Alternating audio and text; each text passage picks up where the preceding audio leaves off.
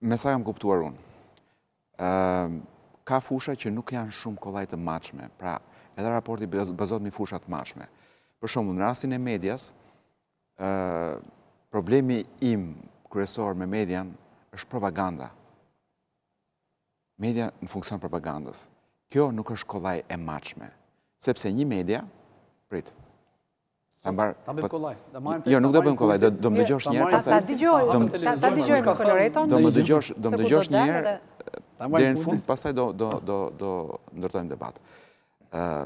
Një media, dhe se nuk duhet përmend emra, mund të ketë parametrat e një lajmi shumë korrekt. Pra një lajm i botuar në një X portal apo gazetë apo, parametrat si lajm mund të ketë shumë korrekt. Dy citime tjera ti i dihet parametra e lajmit.